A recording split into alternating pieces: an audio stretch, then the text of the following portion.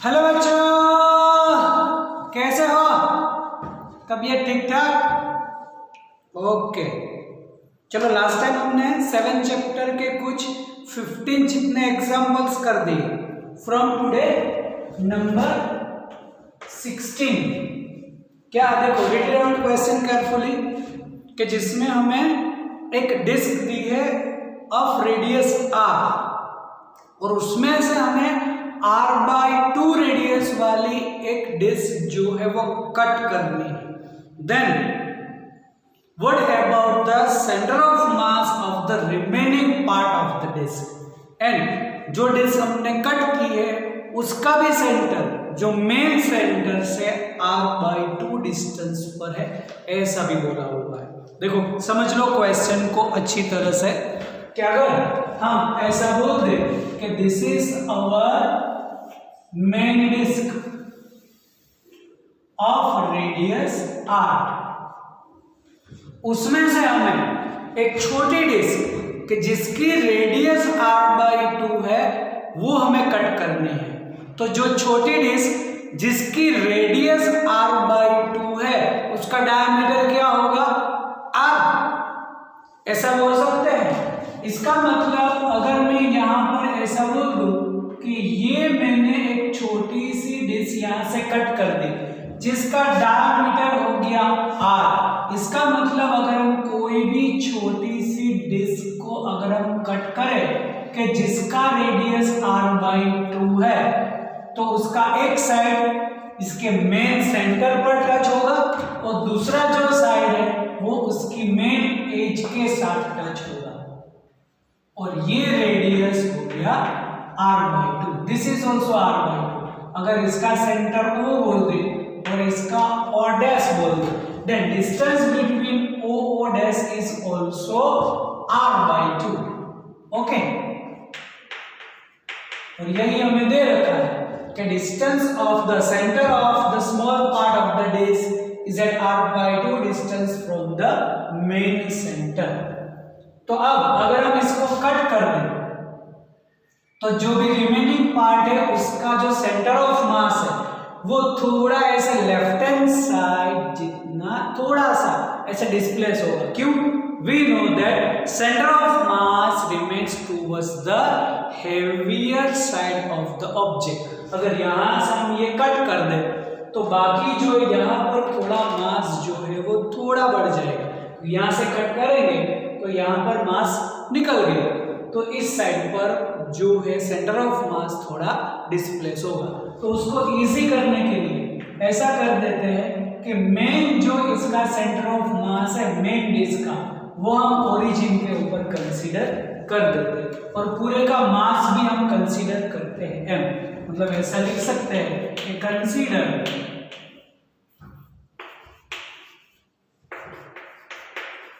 Total mass of the disk is capital M and center of mass of the disk at origin. Therefore, what we can say about RCM? तो वो तो 0 0 पर होगा। चलो अब ये जो मेन है उसका अगर मास हम कैपिटल M कंसीडर करें कि जिसका रेडियस r है तो फिर r/2 है उसका भी मास हम ले सकते हैं। तो ये जो मेन डिस्क है उसके ऊपर mass is uniformly distributed. m mass is uniformly distributed all over the disc of radius r। तो डिस्क का एरिया होता है तो एरिया होगा पाया स्क्वायर। तो ऐसा बोल सकते हैं कि पाया स्क्वायर के ऊपर टोटल मास m है। मतलब हम ऐसा कर दें कि एक साइड लिखते हैं उसका एरिया और दूसरी साइड लिखते हैं m। अगर मैं m मास को लूं तब जो एरिया है वो हो जाएगा πr²। तो अब अगर मैं बोल दूं कि जो भी हमने डिस्क कट की है जिसका रेडियस r/2 है तो उसका एरिया हो जाएगा पाई r by 2 होल स्क्वायर और उसका मास में m1 कंसीडर कर रहा हूं। ऐसा बोल सकते हैं कि here m1 is the mass of small disc. Okay, तो यहां पर m1 क्या बोल सकते हैं हम? देन m1 ये यहां पर मल्टीप्लाई होगा और ये दोनों मल्टीप्लाई लीनियर रिलेशन में सेम। देन m1 अगर मैं सब्जेक्ट करूं then it is m into pi r by 2 whole square divided by pi r square. Then m pi तो चलो कैंसिल कर देते हैं, ये हो जाएगा r स्क्वायर बाई 2 का स्क्वायर 4 और नीचे r स्क्वायर मतलब m by 4। तो जो भी हमने डिस्क कट की उसका मास हुआ m by 4। अब दोनों के सेंटर ऑफ मास का डिस्टेंस r by 2, देन यहां पर इसका जो भी डिस्टेंस है वो इसके सेंटर से r by 2 बोलेंगे। जैसे बोल सकते हैं कि from figure distance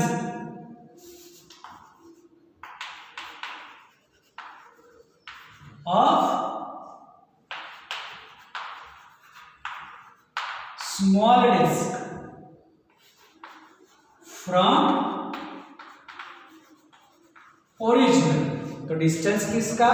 distance of centre of mass बोलो, centre of mass of small disc from origin, जिसको मैं R1 लिखूं। Then R1 is r by 2 n0, क्योंकि x एक्सिस के ऊपर r by 2 रहेगा और y के ऊपर तो 0 ही रहेगा। ओके, चलो अब रिमेनिंग पार्ट का हम मास लेते हैं। Now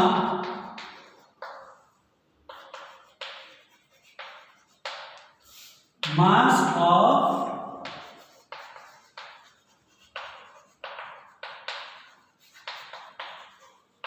remaining part of the disc,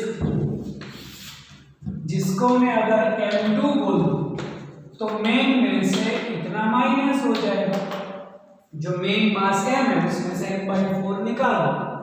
then it is 3m/4 और उसका जो सेंटर ऑफ मास है वो थोड़ा x जितना ऐसे डिस्प्लेस होगा, तो वो भी कंसीडर करते हैं।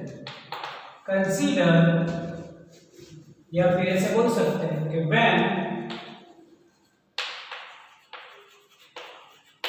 small disk is cut from original, the center of mass of remaining part of the disk is displaced in opposite side, suppose by x, कि जो डिस्प्लेस हुआ वो x है, तो उसका अगर मुझे कोऑर्डिनेट लिखना है तो r2 में बोल सकता हूं x0। अब ये यहां से यहां तक जो x जितना डिस्प्लेस हो जाएगा y एक्सिस पर तो 0 ही रहेगा। तो यहां पर अब हम इसका सेंटर ऑफ मास की डेफिनेशन लगा सकते हैं। तो यहां हाफ जितना खत्म हुआ है, वीडियो पॉज करके पहले इतना लिख दो। चलो अब कर सकते हैं कि from the definition of centre of मास या फिर direct using RCM is equal to m1 r1 plus m2 r2 upon m1 plus m2, इसका तो 0 0, m1 m/4 r1 r/2 0 plus what about the m2? It is 3m/4 r2 x0 divided by m/4 plus 3m/4। ये तो capital M ही हो जाएगा, लेकिन ये जो है डायरेक्ट यहाँ पर अगर हम मल्टीप्लाई भी कर दे तो उसका तो 0 के साथ मल्टीप्लिकेशन 0, मतलब ये स्टेप जो है यहाँ का 0 हो गया। और इसी में दूसरा स्टेप करते हैं m/4 कॉमन निकाल दे, मतलब दो स्टेप एक साथ, m/4 कॉमन निकाल दो और इसको 0 भी कर दो, मतलब ये हुआ 0 0 इज इक्वल टू m/4, ये बचा r/2 0 प्लस 3x 0। ओके, तो m/4 अगर यहाँ पर डिवाइड में आ जाएगा तो भी वो 0 हो गया, मतलब 0 0 इज इक्वल टू ये हुआ r/2 0 प्लस यहाँ पर बोल देंगे हम 3x 0। तो कोई भी कोऑर्डिनेट है उसका x एक्सिस का x के साथ प्लस है तो प्लस कर सकते हैं, बीच में माइनस है तो माइनस करें, लेकिन x कोऑर्डिनेट का x के साथ, y कोऑर्डिनेट का y के साथ, ऐसा बोल सकते हैं कि 0 0 is equal to r/2 plus 3x, this is the x coordinate और y तो दोनों का 0 ही है। अब यहाँ पर कोऑर्डिनेट कंपेयर भी कर सकते हैं कि ये x है तो x के साथ कंपेयर करो, y है तो y के साथ, y तो दोनों में 0, तो क्या बोल सकते हैं r/2 plus 3x is equal to 0. Then what we can say about 3x is minus r/2. Then what about the x? It is minus r/6. तो क्या बोलेंगे कि whenever we cut the small disc from the original, the center of mass of the remaining part of the disc remains at r/6 and 0. Therefore, center of mass of remaining part of the disc r2 is equal to minus r/6 0. Okay, तो video pause करके पूरा complete कर दो ये answer. चलो अब 17 number क्या दिया हमें 17 नंबर में, पढ़ो क्वेश्चन अच्छी तरह से और समझ लो उसको।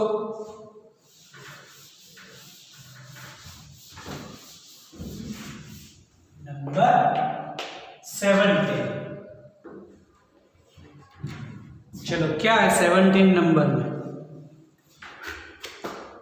एक हमें मीटर स्केल दे रखी है और वो उसके सेंटर के ऊपर बैलेंस है। फिर ऐसे हमें दो कॉइन्स रखने हैं जिसका मास ईच ऑफ दैट 5 ग्राम, और वो जो है वो 12 सेंटीमीटर पर ऐसे रखे हुए हैं, और जैसे रखेंगे वो mass, the centre of mass will be displaced at 45 centimetre. Then what about the mass of the metre scale? इसका मतलब यहाँ पर अगर मैं ऐसा बोलूं कि this is our metre scale, metre scale मतलब जिसकी जो लेंथ है वो 1 मीटर, इसका मतलब 100 सेंटीमीटर होगा। तो यहाँ से यहाँ तक की जो लेंथ है ए से बी तक, दिस इज 100 सेंटीमीटर, और वो इनिशियली यहाँ पर बैलेंस है, तो वो ईच साइड का डिस्टेंस तो 50 सेंटीमीटर ही होगा। और अगर मैं उसका मास m कंसीडर करूं then it's weight is mg। Okay, चलो अब क्या बोला है हमें, 2 कॉइन्स रखने हैं हमें, ईच ऑफ मास 5 ग्राम, कहां पर 12 सेंटीमीटर पर, है ना। तो सपोज कोई भी बी से मैं यहां पर रख दूं और उसका मास मैं बोल दूं m1 मतलब टोटल मास, तो जो ईच ऑफ कॉइन का मास 5 ग्राम है तो टोटल m1 हो जाएगा यहाँ पर 10 ग्राम, और उसका वेट लगेगा m1g, जो ये डिस्टेंस हमें दे रखा है 12 सेंटीमीटर। ओके, तब उसका जो सेंटर ऑफ मास है वो टुवर्ड्स हेवियर साइड होता है, मतलब इस साइड पर डिस्प्लेस होगा, और यहां से अगर उसका जो वेट डिस्प्लेस हो गया तो यहाँ पर जो भी लगेगा मास वेट जो भी है वो डिस्टेंस हमें यहाँ से यहाँ तक का दे रखा है 45 सेंटीमीटर। तो बाकी बचेगा वो 5 सेंटीमीटर। तब यहां से ये डिस्टेंस कितना होगा, तो बोल सकते हैं 45 माइनस 12, तो 45 माइनस 12 इज 33 सेंटीमीटर। ओके, आया समझ में इतना? चलो, तो अब हमें इसका मास हमें कैलकुलेट करना है, और इसका जो मास हमें दे रखा है m1 इज 10 ग्राम, तो बोल सकते हैं हियर m1 इज 5 + 5 10 ग्राम। अब पूरा जो CGH में, तो लास्ट में अगर इसका मास भी हम ग्राम में कंसीडर कर देंगे, तो बस अब यहां पर हम कंडीशन ले लेंगे इक्विलिब्रियम फॉर रोटेशनल इक्विलिब्रियम की कंडीशन डाल देते हैं, और उसका जो भी हमें रेफरेंस पॉइंट लेना है O डैश। तो कंडीशन फॉर रोटेशनल इक्विलिब्रियम, और उसके लिए बोलेंगे consider O dash is reference point.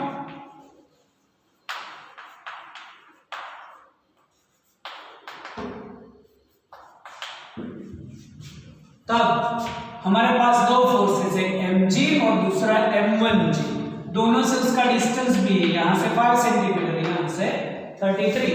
तो फर्स्ट कंसीडर करते हैं O के लिए, तो O डैश यहां पर है, O पॉइंट यहां पर है, ये जो डिस्टेंस है वो 5 सेंटीमीटर, और नीचे फोर्स लग रहा है mg। तब यहां पर इसका हमें r एक्सटेंड करना पड़ेगा, तो ये हो गया हमारा r, और ये f, R से F हम हमारा राइट हैंड फिंगर्स करेंगे फॉर द टॉप, तो R to F ये आया आउटवर्ड। ओके, चलो फिर M1 के लिए लेते हैं, वहां पर कोई भी पॉइंट में बोल देता हूं C बोल देते हैं, क्योंकि मास तो M है इसलिए। तो पॉइंट O डैश यहां पर है, C पॉइंट यहां पर है, ये डिस्टेंस है 33 सेंटीमीटर। ओके, और नीचे लग रहा है m1g, तो यहां पर भी हमें इसको एक्सटेंड करना पड़े r को, और तभी इसका टेल साथ होगा, तो r2f ये इस साइड होगा, तो ये होगा इनवर्ड। तो इनवर्ड आउटवर्ड को डायरेक्ट कंपेयर कर दो, वही होगी कंडीशन फॉर रोटेशनल इक्विलिब्रियम। तो क्या बोलेंगे, आप दोनों के बीच का R और F का जो एंगल है वो तो 90 डिग्री, तो sin 90 तो 1 हो जाएगा R क्रॉस F में। तब ये बोल देंगे हम 5 into mg is equal to, यहां पर m1 कितना है 10 इंटू 33। Okay, clear? सॉरी, पहले यहां पर ऐसे लिखते हैं, ये डिस्टेंस 33 और ये m1g, अब जाके g कैंसिल कर देते हैं, और हमें चाहिए इसका mass, then m is equal to 33 into 10 divided by 5, तब ये 2 मतलब 66 gram, then mass of the metre scale is 66 gram. Okay, आया समझ में? चलो वीडियो पुश करके लिख दो ये। चलो नेक्स्ट नंबर 18, क्या नंबर 18 में पढ़ो क्वेश्चन अच्छी तरह से।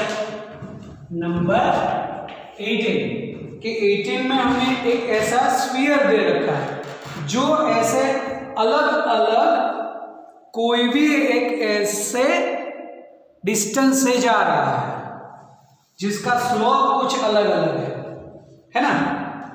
तब दो अलग अलग स्लोप के ऊपर अगर वो ऐसा रोलिंग करे तो दोनों केस में उसकी स्पीड सेम होगी, जब वो नीचे आएगा तब ऐसा पूछा है। इन सेकंड कौन से स्लोप पर उसका जो टाइमिंग है वो डिफरेंट होगा, मतलब दोनों में टाइमिंग जो है वो सेम लेगा कि नहीं, और अगर अलग है तो कौन से में डिफरेंट होगा। तो चलो ऐसा यहाँ पर एक हमें स्फीयर दे रखा है, वो एक याद रखो। पहले यहाँ पर ऐसे सेम हाइट है, देखो ये एक एच हाइट है और ये मैं एक स्लोप ले रहा हूँ जिसका एंगल θ1। चलो ये मैं उतना ही ले रहा हूँ, हाइट उतनी ही है, लेकिन ये जो मैं अलग कर देता हूँ तो इसका तो एंगल अलग हो जाएगा, इसका स्लोप अलग हो जाएगा, डिस्टेंस अलग हो जाएगा d1 एंड d2। ये सिर्फ रेफरेंस के लिए। चलो अब कोई भी एज हाइट से कोई भी ऑब्जेक्ट अगर रोलिंग कर रहा है तो उसके पास दो टाइप की एनर्जी होगी, linear and rotational.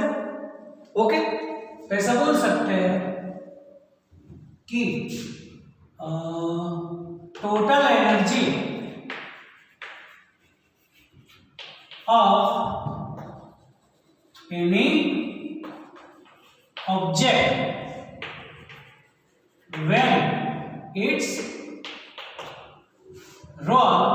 when it rolls from height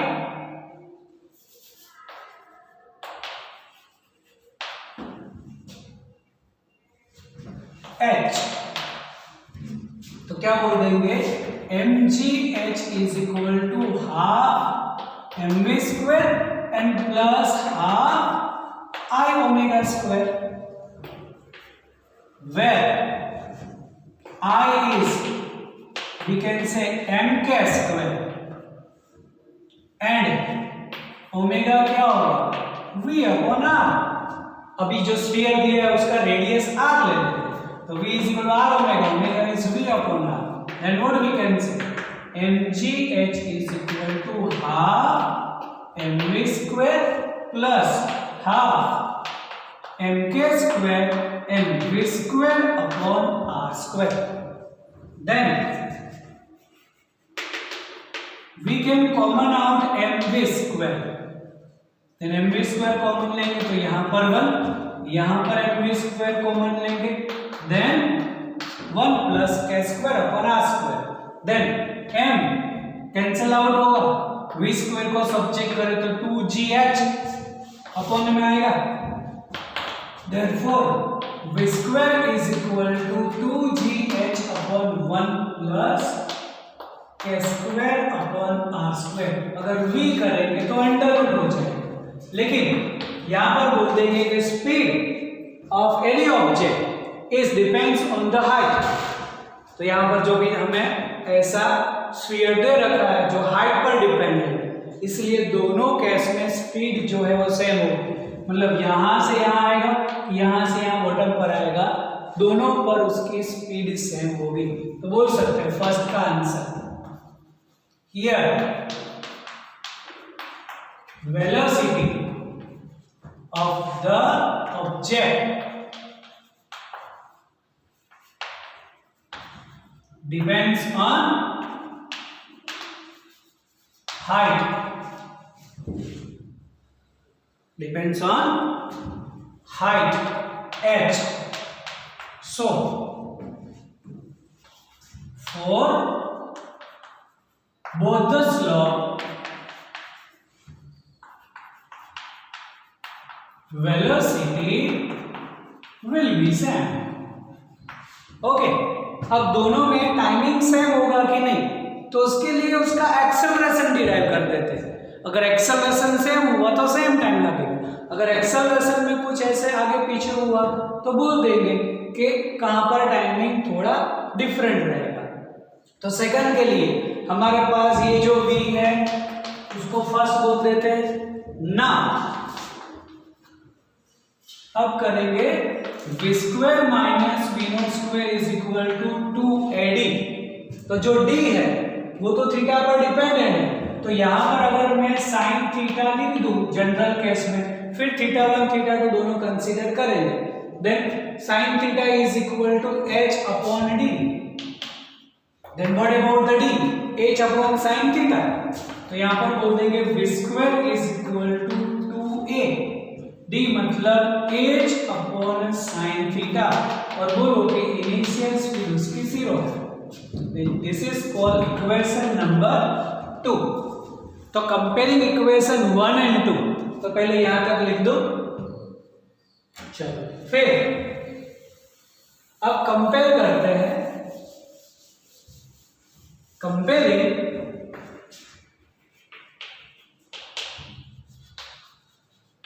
equation 1 and 2, क्योंकि दोनों वेलोसिटी की इक्वेशन है, तो क्या बोलेंगे 2ah upon sine theta is equal to 2gh upon 1 plus a square upon r square. Then what we can say about the acceleration, 2 और h cancel, it is g sin theta upon 1 plus a square upon r square. इसका मतलब जहां पर sine theta मतलब theta है, उसके ऊपर acceleration depend करेगा। मतलब जहां पर थीटा लार्ज है वहां पर एक्सेलरेशन लार्ज होगा। ओके, जहां पर एक्सेलरेशन लार्ज है वहां पर उसका टाइमिंग जो है वो कम लगेगा। तो बोल सकते हैं कि एक्सेलरेशन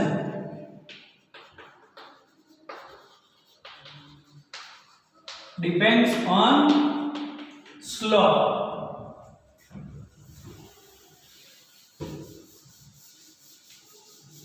Therefore,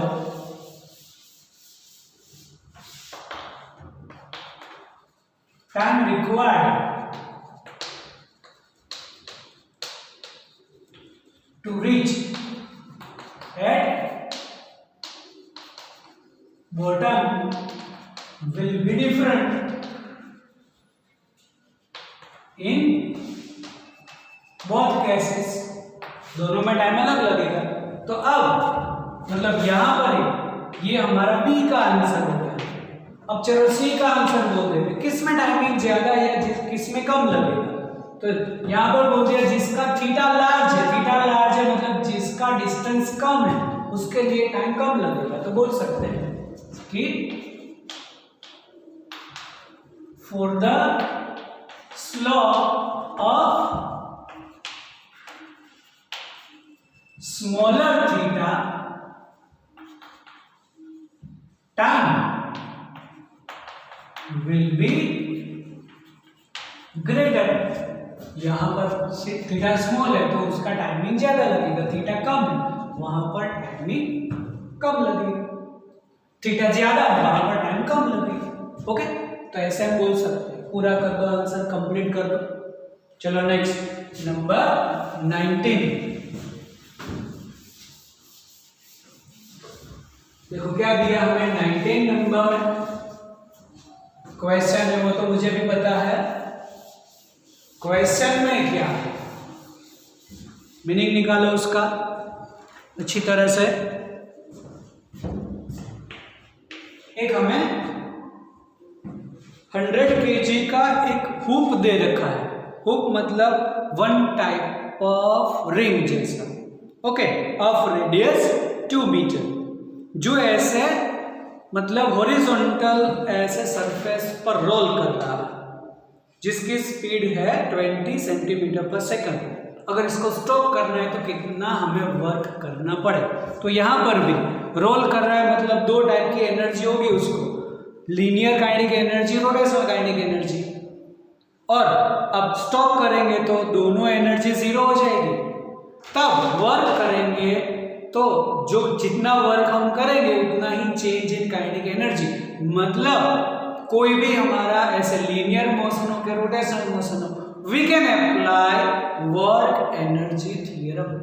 ओके, तो चलो उसके लिए अब पहला डेटा लिख देते हैं कि उसकी रेडियस हमें दे रखी है 2 मीटर की, फिर उसका मास हमें दे रखा है 100 kg का, और उसका सेंटर ऑफ मास की वेलोसिटी दे रखी है 20 सेंटीमीटर पर सेकंड, मतलब 0.2 मीटर पर सेकंड। तब हमें उसका वर्क डन चाहिए, तो पहले एनर्जी कर देते हैं, फिर वर्क डन मिल जाएगा हमें। तो बोल सकते हैं for the case of rolling motion total kinetic energy K is equal to half mv square, लेकिन सेंटर ऑफ मास दिया है तो VCM लिख सकते हैं, plus half I omega square. Here I मतलब हमें रिंग के लिए दे रखा है तो उसका हमें मोमेंट ऑफ इनर्शिया होता है mr square and omega, then we can say VCM upon R। तब टोटल एनर्जी अगर लिखनी है then K is equal to half m VCM square plus half m R square VCM square upon R square. Then R square cancel तो क्या हुआ, half mv square half mv square, half mv square half mv square double हो जाएगा, मतलब only mvcm square. Okay, तो मास कितना 100,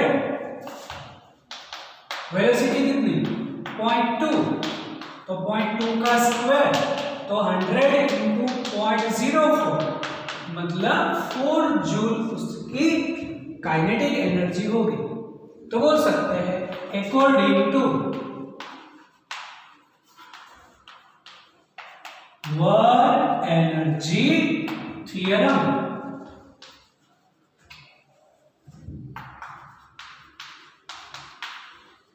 work done is equal to change in kinetic energy. तो initial इतनी है, फाइनल स्टॉप करेंगे तो 0, तो चेंज इन काइनेटिक एनर्जी उतनी आई, देयरफॉर क्या बोल देंगे, work done W is equal to 4 joule. Okay, तो यहां तक पहले कर दो।